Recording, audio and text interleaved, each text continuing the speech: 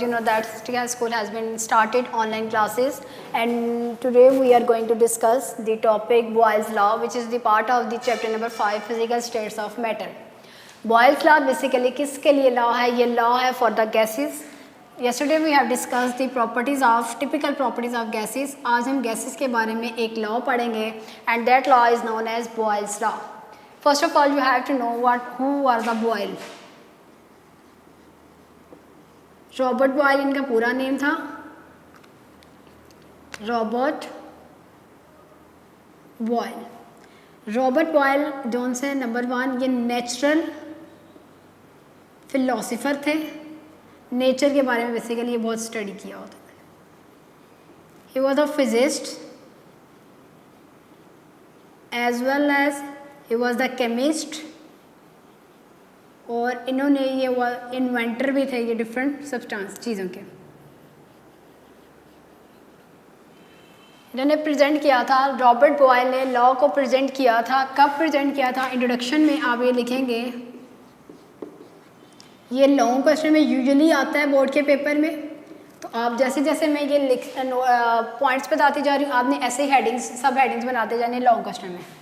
1662 में Robert boil जो कि एक नेचुरल फिलोसोफर थे, फिजिस्ट थे, केमिस्ट थे और इन्वेंटर थे, उन्होंने एक लॉ प्रेजेंट किया और ये लॉ बेसिकली हमें रिलेशनशिप बताता था किसके दरमियान?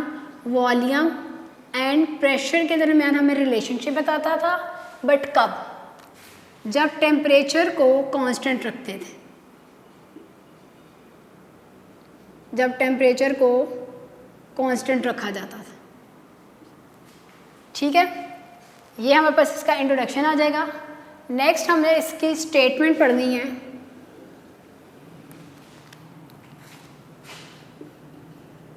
इन्होंने जो रिलेशनशिप बताया इसके according volume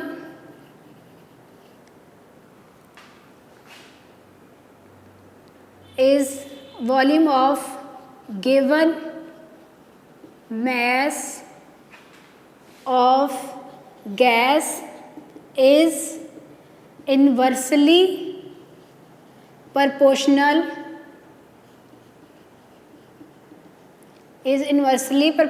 to pressure, but at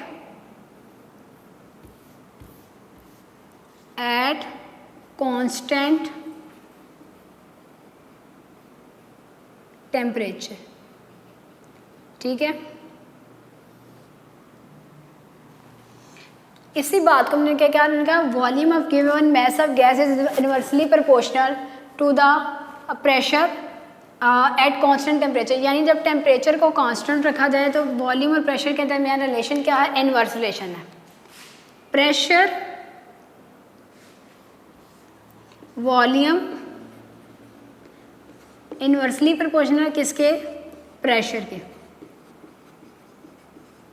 volume के लिए जो इन्होंने सिंबल यूज़ किया वो V कैपिटल, और प्रेशर के लिए जो यूज़ किया वो कैपिटल P। ये अब इसकी मैथमेटिकल फॉर्म है।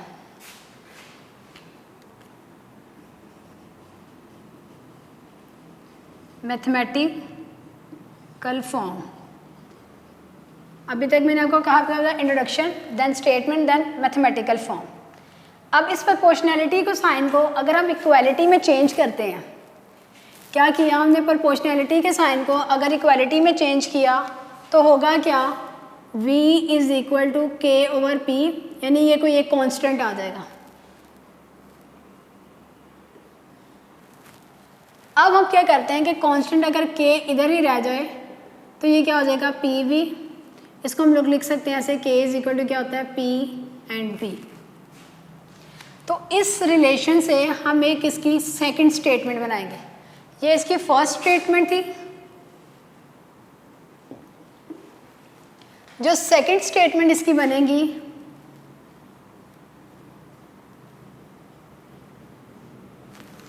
सेकंड स्टेटमेंट इसकी है कि प्रोडक्ट ऑफ, प्रोडक्ट कहते हैं मल्टीप्लाई करना।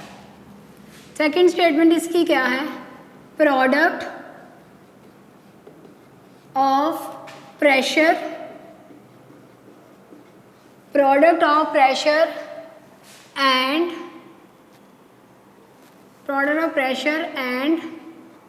Volume of fixed mass of gas, यानी जो हमने गैस का मास लिया हुआ है वो फिक्स रखा हुआ है। Product of pressure of volume, product of pressure and volume of fixed mass of gas is constant at constant temperature। Usually जो कांस्टेंट टेम्परेचर रखा जाता है वो रूम टेम्परेचर रखा जाता है 25 डिग्री सेंटीग्रेड, ठीक है। अब यहाँ पे देखिए इन्होंने क्या किया, product of pressure and volume, यानी product and pressure and volume किसके इक्वल है, वो एक कांस्टेंट के इक्वल है। कब, जब टेम्परेचर हमारे पास क्या था, कांस्टेंट। ये मैंने हाईलाइट कर दिया जो हमारे पास स्टेटमेंट है। अब अगर हम लोग कहते हैं कि हमारे पास एक जार था, से फॉर एग्जांपल ये हमारे पास सिलेंडर है, इधर ही कर लेते हैं,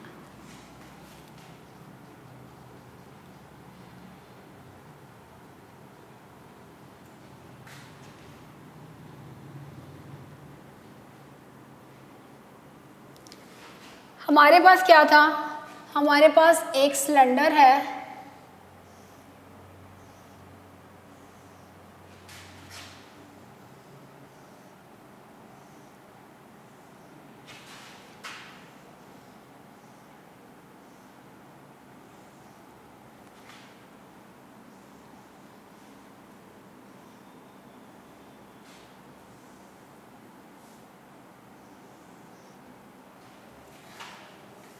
हमने इक्वल साइज के सिलेंडर सारे बनाने हैं, ठीक है। अब इसके ऊपर हम लोगों ने मूवेबल पिस्टन रखे हुए हैं, ठीक है, यानी ये मूव कर सकता है, यहाँ से यहाँ तक ये क्या कर सकता है, मूव कर सकता है। आप कह लें इसके ऊपर ये हमने मूवेबल पिस्टन रखे हुए हैं।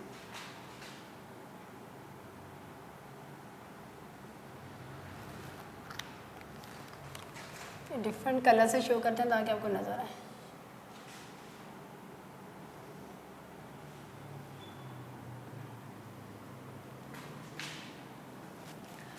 अब हुआ क्या कि पहले हम लोगों ने प्रेशर क्या रखा था, अब आपने ये देखना है कि product of pressure and volume of fixed mass of gas क्या है, कांस्टेंट है। होता क्या है कि हम इसके ऊपर प्रेशर लगाते हैं 2 एटमॉस्फेयर का, और इस वक्त इस गैस का वॉल्यूम क्या है, 1 dm³।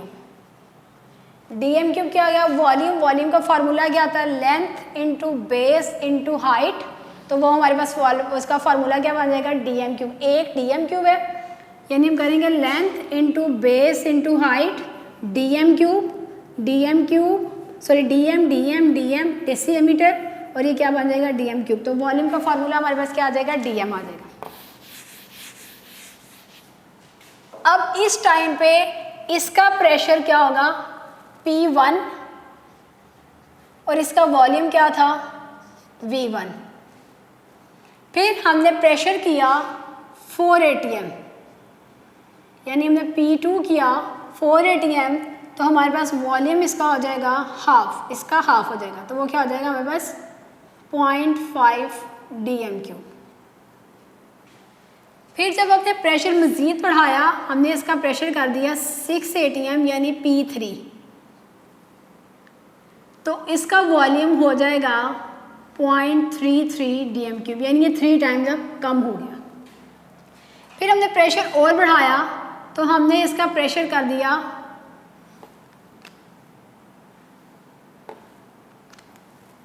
8 एटमॉस्फेरिक प्रेशर, तो इसका वॉल्यूम हो जाएगा 0.25 dm³।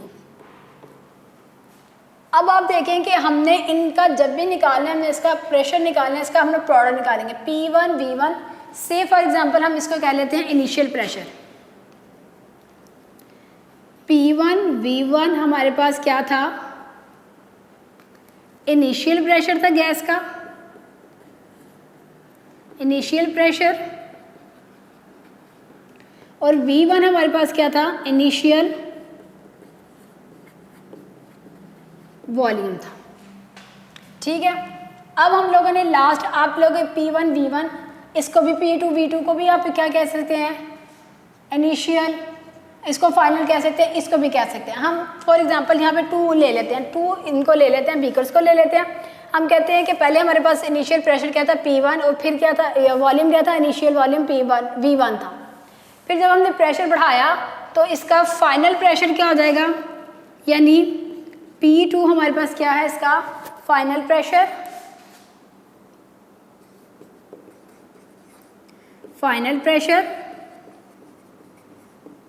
और इसका V2 क्या होगा, इसका फाइनल वॉल्यूम होगा। अब हमने इसको क्या कहा कि ये इन दोनों का प्रोडक्ट लेंगे तो ये किसके इक्वल आता है, K के इक्वल आता है, यानी इसका प्रोडक्ट फिर क्या आएगा, इसका प्रोडक्ट आएगा P1 V1 which is equal to K small k, and इसका हमारे पास प्रोडक्ट क्या आएगा P2 V2 is equal to K। आप लोग मैथ के अकॉर्डिंग, मैथ के रूल के अकॉर्डिंग जानते हैं कि अगर दोनों तरफ कांस्टेंट हमारे पास इक्वल हो तो इट मीन्स कि हमारे पास इसकी जो इक्वेशंस की दूसरी तरफ जो वैल्यूज़ हैं वो भी इक्वल है। So we can say that कि P1 V1 is equal to P2 V2।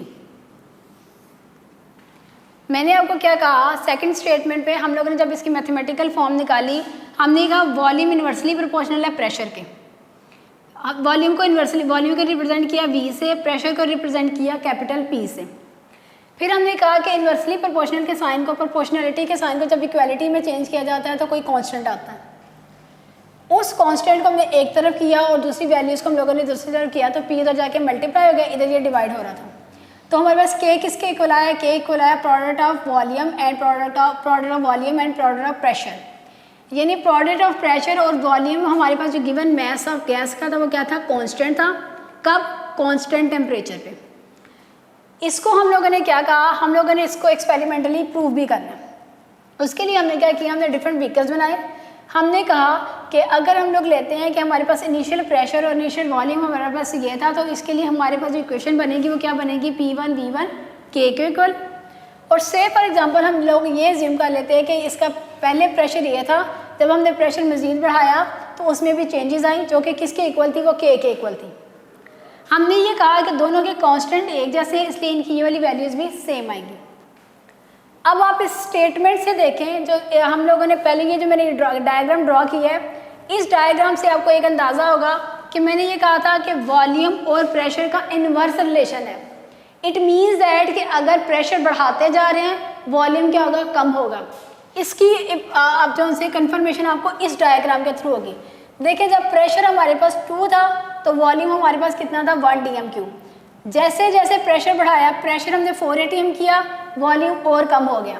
Pressure हमने 3 टाइम बढ़ाया, वॉल्यूम 3 टाइम कम हो गया। ये आपका एक टेस्ट योरसेल्फ का क्वेश्चन भी ये है कि अगर किसी गैस का प्रेशर 3 टाइम बढ़ाते हैं तो उसका वॉल्यूम कितने टाइम कम हो जाएगा, 1/3 यानी 3 टाइम इसका वॉल्यूम कम हो जाएगा।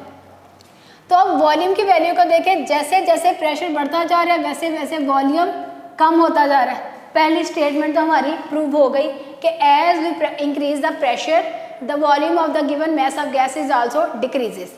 ये तो आपको डायग्रामेटिकली आपको क्या पता चल जाएगा, इसकी एक्सपेरिमेंटल वेरिफिकेशन होगी। अब हमने कैलकुलेशन के थ्रू जो हमारी सेकंड स्टेटमेंट आई थी, हमने ये कहा था कि जब हमारे पास given mass of gas constant है, यानी इसमें जो गैस थी, पहले हमने जब ये जो पिस्टन इसके ऊपर लगाया ना, ये मूवेबल पिस्टन है, जैसे प्रेशर रखेंगे तो ये क्या कर सकते हैं, इसको नीचे कंप्रेस करेगा। कल आपको बताया था कि गैस के मॉलिक्यूल्स के दरमियान इंटरमॉलिक्यूलर फोर्सेस वीक होती हैं, इनके दरमियान स्पेसेस ज़्यादा होती हैं, इनकी काइनेटिक एनर्जी बहुत ज़्यादा होती है, इस वजह से ये इधर उधर स्पेसेस में बड़ी आसानी से फ्रीली मूव कर सकती हैं।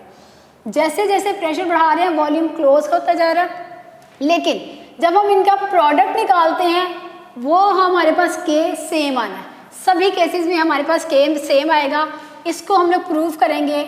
हम कहते हैं हमारे पास P1 था, P2 V2 था, P3 V3 था, P4 V4 था। ठीक है, मैंने यहाँ पे सिर्फ आपको 2 इक्वेशंस का रिलेशन बताया। यहाँ पे हम इसको 4 वेज में देखेंगे कि चारों के चारों केसेस में K की वैल्यू हमारे पास कांस्टेंट है, जो हमने ये बताई थी कि K की वैल्यू कांस्टेंट है।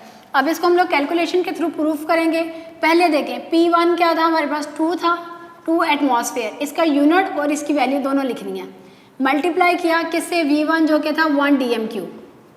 फिर P2 हमारे पास कितना था 4 atm और मल्टीप्लाई किया हमने इसके वॉल्यूम 0.5 dm³ से।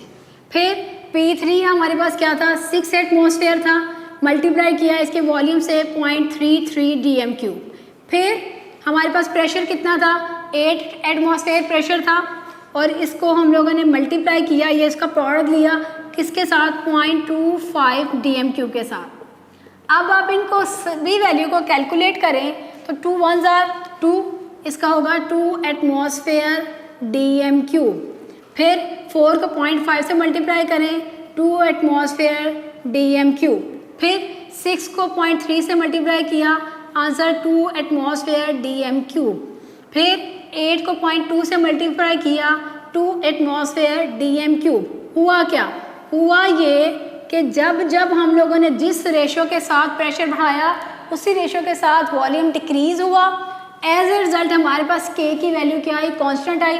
जो मैंने आपको ये बताया था कि सेकंड स्टेटमेंट में he said that the product of pressure and volume of fixed mass of gas, हमने यहाँ वॉल्यूम जितना रखा हुआ था वो सारे के सारा सेम था, सिर्फ ये हुआ गैस की जितनी भी हम लोगों ने परसेंटेज ली थी वो सारी की सारी सेम है इन सभी में। सिर्फ डिफरेंस ये है क्या हुआ, यहाँ गैस के मॉलिक्यूल्स दूर दूर थे, यहाँ थोड़े से और करीब आए, यहाँ और करीब आए और यहाँ पे और इनके दरमियान डिस्टेंस कम हो गया। सिर्फ फ़र्क ये हुआ, बट इनकी जो अमाउंट है वो that remains same. So we can say that कि हमारे पास basically P1 V1 is equal to P2 V2 which is equal to P3 V3 and that is equal to P4 V4। यहाँ मैंने 2 equations के साथ relation बताया, यहाँ 3 relations आपने बता दिया कि हमारे पास चाहे जितने भी हों, अब इसका वॉल्यूम प्रेशर अगर हम 10 टाइम करते हैं ना इंक्रीज बढ़ाते हैं तो वॉल्यूम भी उससे इसी रेशो से कम होगा। तो इन सब की वैल्यू बेसिकली क्या है, K हमारे पास क्या आनी है, वो कांस्टेंट ही आनी है। तो ये दोनों स्टेटमेंट हमारे पास जो उनसे वो क्या होगी, प्रूव हो गई। अब इसका हम लोगों ने कंक्लूजन ये निकालना है। कंक्लूजन इससे हमें क्या निकलेगा, कंक्लूजन हमारे पास आएगा as pressure increases volume of a gas decreases. ठीक है, इसको आप स्टेटमेंट में लिखेंगे। आज हमने पढ़ा बॉयल्स लॉ पढ़ा, ये बहुत इंपॉर्टेंट है पेपर पॉइंट ऑफ व्यू के से लॉन्ग क्वेश्चन के तौर पर अगर ये आपको आता है तो आपने सबसे पहले इसका इंट्रोडक्शन लिखना है, then you have to write the statement 1, फिर आपने इसकी मैथमेटिकल फॉर्म में लिखना है। मैथमेटिकल फॉर्म में बताना है कि वॉल्यूम और प्रेशर का इन्वर्स रिलेशन है। इन्वर्स रिलेशन से क्या मुराद है कि जैसे जैसे वॉल्यूम बढ़ाया जाता है वैसे वैसे प्रेशर कम होता है, ये इन्वर्स कह लें, जैसे जैसे प्रेशर बढ़ाया जाए वैसे वैसे वॉल्यूम कम होता है। फिर हमने इसका रिलेशन निकाला, सेकंड स्टेटमेंट इसकी निकाली कि जो प्रोडक्ट ऑफ प्रेशर और वॉल्यूम आता है ये हमारे पास किसके इक्वल होता है, ये कांस्टेंट के इक्वल होता है। कांस्टेंट कब इक्वल होता है, यहाँ ये बात लिखना बहुत ज़रूरी है, टेम्परेचर रिमेन्स कांस्टेंट। ये आपका टेस्ट योरसेल्फ में एक क्वेश्चन भी है कि क्या बॉयल्स लॉ को जो उनसे वो ज़्यादा टेम्परेचर पे किया जा सकता है, एप्लीकेबल होता है at very high temperature, no. Boyle's law के लिए हम लोगों ने क्या एक कंडीशन सेम करनी है, temperature remains same.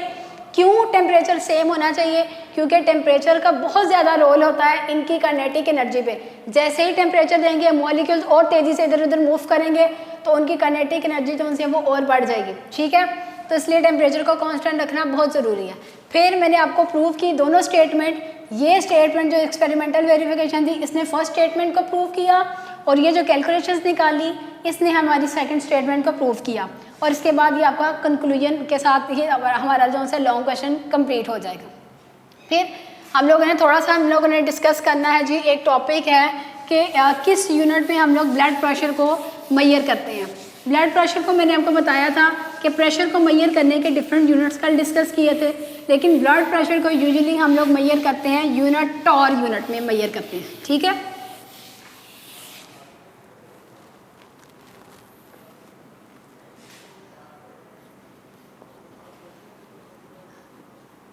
Blood pressure को हम मेजर किससे करते हैं, पहले तो हम लोग इसके करते हैं किसी प्रेशर गॉज से, प्रेशर गॉज से हम लोग इसको मेजर करते हैं, जो कि यूजुअली क्या होता है मरकरी मैनोमीटर यूज़ करते हैं प्रेशर को ब्लड प्रेशर को मेजर करने के लिए जो डिवाइस यूज होती है। या मरकरी मैनोमीटर यूज़ करते हैं, या फिर और आजकल तो और भी डिवाइसेस आ गई हैं जो हम लोग यूज़ करते हैं प्रेशर, ब्लड प्रेशर को मेजर करने के लिए। किस यूनिट में मेजर किया जाता है इसको टॉर में मेजर किया जाता है। ब्लड प्रेशर की जो नॉर्मल वैल्यू हमारे पास आती है वो 2 वैल्यूज़ आती हैं, 120/80। ये जो 120 है ये मैक्सिमम वैल्यू है, ये हमारे पास कम वैल्यू है। जो मैक्सिमम वैल्यू है इसको हम कहते हैं सिस्टोलिक प्रेशर। क्या कहते हैं इसको? Systolic pressure. और ये जो लोअर वैल्यू होती है इसको कहते हैं डायस्टोलिक प्रेशर। जो सिस्टोलिक प्रेशर होता है, आपको पता है कि ब्लड जो हार्ट हमारा क्या होता है, कभी कॉन्ट्रैक्ट करता है रिलैक्स करता है, कॉन्ट्रैक्ट करता है रिलैक्स करता है। जब हार्ट कॉन्ट्रैक्ट कर रहा होता है, पंप कर रहा होता है, तो ये क्या करता है, एट पंपिंग टाइम पे इसका प्रेशर क्या होगा, ज़्यादा होगा, ताकि पूरी बॉडी में ब्लड जो है वो मूव कर सके। जब होता है हार्ट रेस्टिंग पोजीशन पर होता है तो तब इसका प्रेशर कम होता है, और वो कितना होता है, वो 80 होता है। ये तो ब्लड प्रेशर था नॉर्मल कंडीशन में। लेकिन अगर एक स्टेज आ जाती है जिसको हम कहते हैं हाइपरटेंशन। हाइपरटेंशन में क्या होता है कि बॉडी समटाइम देखें पेपर के वजह स्टूडेंट्स हैं, जब एग्जाम्स होने वाले हो तो उनको टेंशन होनी शुरू हो जाती है, कोई स्ट्रेस वगैरह हमें हो तो हमें क्या होता है, हार्ट बीट तेज तेज फील होती है। तब क्या होता है कि तब इसकी वैल्यू, जो हाइपरटेंशन की कंडीशन है उस वक्त इसकी वैल्यू हो जाती है 140/90, यानी सिस्टोलिक प्रेशर 140 और जो डायस्टोलिक प्रेशर है वो कितना होता है, 90। इस कंडीशन को क्या कहते हैं, हाइपरटेंशन। और हाइपरटेंशन जो सी है उसकी रीज़न आपको मैंने बता दी, स्ट्रेस की कंडीशन की वजह से होती है। और इसका इफेक्ट क्या होता है, अगर हम बहुत ज़्यादा, अगर किसी कोई हाइपरटेंशन का पेशेंट है तो एट द एंड उसको हार्ट अटैक के केसेस बढ़ जाते हैं, हार्ट अटैक के चांसेस बढ़ जाते हैं। क्यों? क्योंकि हार्ट जो है ना, आप देखें ब्लड है, ब्लड यूँ करके ना वेसल से में मूव कर रहा होता है। अगर कांस्टेंट इसके ऊपर प्रेशर, इसकी वॉल्स पे ज़्यादा प्रेशर पड़ेगा तो क्या होगा, इनको ज़्यादा वर्किंग करनी पड़ेगी। तो इस वजह से इसको क्या होता है, हार्ट अटैक, यानी वेजल पे दबाव ज़्यादा पड़ने की वजह से क्या होता है, हार्ट अटैक के चांसेस क्या होते हैं, बढ़ सकते हैं, विच लीड्स डेथ, अगर बहुत सीवियर किस्म का हार्ट अटैक जो है वो हो जाए तो। ठीक है, आज तक हमारा टॉपिक जो है वो इतना ही था। हमने क्या किया, जो इसने बॉयल्स लॉ को डिटेल में पढ़ा, और ये ऑब्जेक्टिव के तौर पर आप कर सकते हैं कि ब्लड प्रेशर के लिए कौन सा यूनिट मेजर किया जाता है, वो टॉर में। डिवाइसेस के लिए यूजुअली मरकरी मैनोमीटर किया जाता है, नॉर्मल वैल्यू 120/80, और 120 सिस्टोलिक प्रेशर जब हार्ट पंप कर रहा होता है, और 80 क्या होता है जब हार्ट रेस्टिंग पोजीशन पे होता है। फिर आपको हाइपरटेंशन के केस में भी इसकी वैल्यू बता दी। और ये बॉयल्स लॉ जो है वो आपने ये लर्न करना है, रिटर्न प्रैक्टिस भी इसकी करनी है, ये बहुत इंपॉर्टेंट है पेपर पॉइंट ऑफ व्यू के लिहाज से। और ये वाली फर्दर इक्वेशन यूज़ करके हम आगे जितने भी न्यूमेरिकल्स हैं वो करेंगे। चलें।